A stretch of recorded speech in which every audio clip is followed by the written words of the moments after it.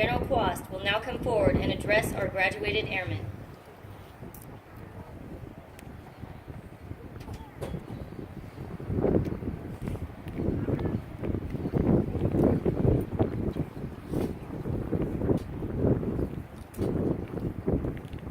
Ladies and gentlemen, is this a glorious day?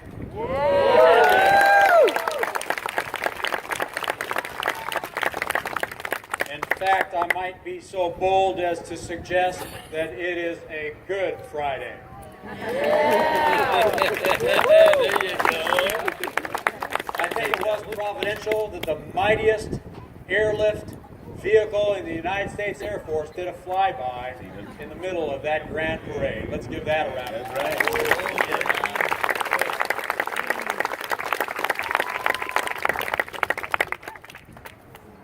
I want to acknowledge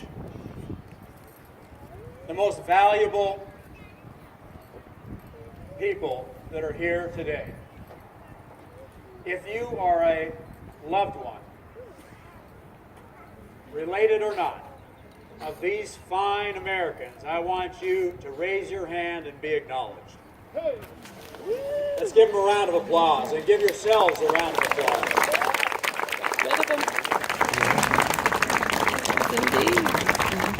What you have done as a nation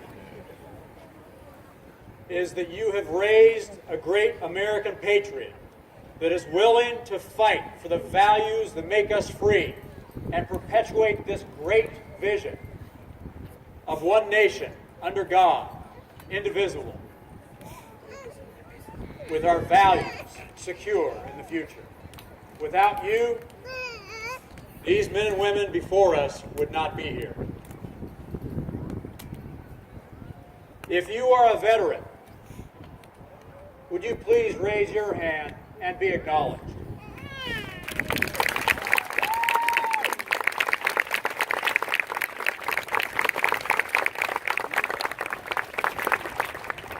To you, this is the gift that honors your sacrifice by bringing a generation that will build on your shoulders.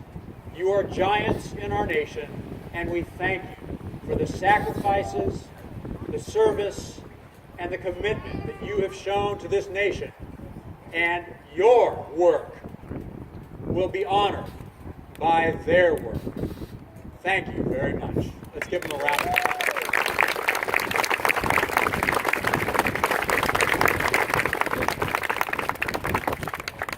There can be no great student if there is not a great teacher. To each of the airmen that poured their lives into these students, they're all over this field and in the stands and behind the stands. I want us to give them a round of applause for their equity in this quality.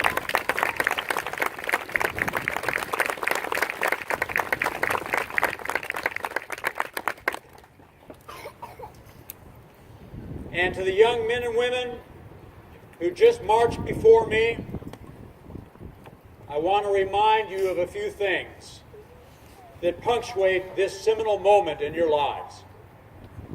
First of all, you are entering a long blue line of great American patriots who have sacrificed, suffered, and died to give you the privilege of wearing this uniform and defending this country.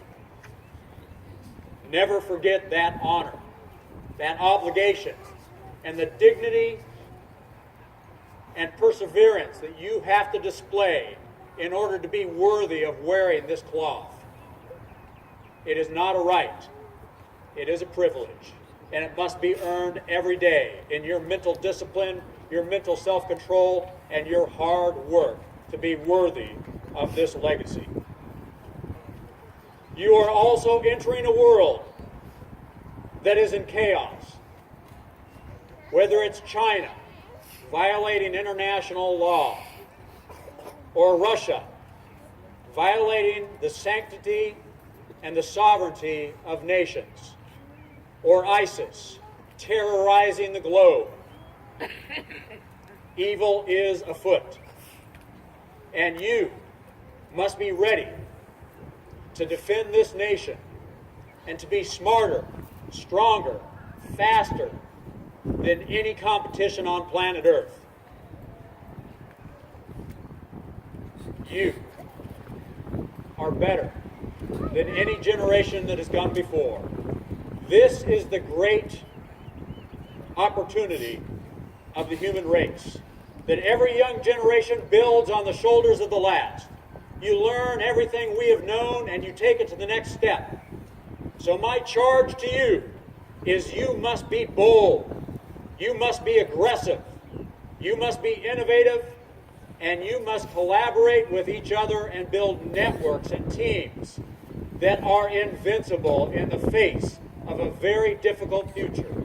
But you are the beginning of the next great generation that will reinvent America and perpetuate our values for the next 100 years. And you will be doing it in the new marketplaces of space and cyber. And you will build tools and techniques that we cannot even envision, but that your young minds will be able to push through and create. 100 years from now, they will write books about you, calling you the greatest generation. This is your destiny, but it will require hard work, effort, resilience, grit, tenacity, and a humility, a nobility, a courage, and a compassion in your heart that must be second to none anywhere on this earth. Ladies and gentlemen, I offer you the greatest gift any nation can give, and that is our next generation that will fight and win anything our nation needs, fought for or defended in the years to come. So to these young men and women on the grass, I only have one question for you. Are you ready to join the greatest Air Force in the history of mankind?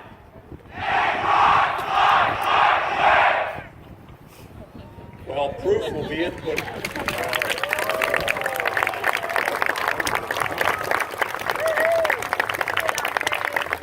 Ladies and gentlemen, please stand.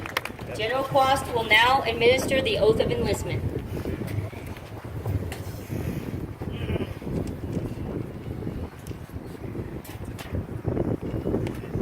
Raise your right hand and repeat after me. And for those of you in the stands, I want you to listen to these words carefully. They were crafted by our founding fathers. They have great meaning. They bring joy and comfort to the heart of every veteran in the stands, and every word is important. For those of you on the grass, I want you to not just repeat these words, I want you to feel them in your heart. I state your full name.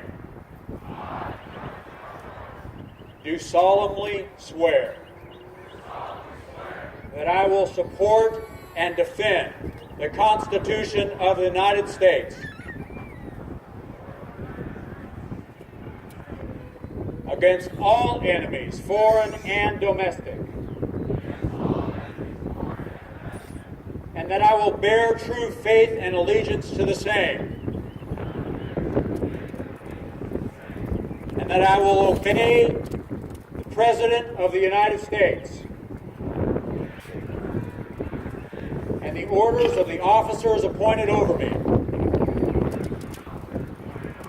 in accordance with regulation and the Uniform Code of Military Justice. So help me God. Congratulations!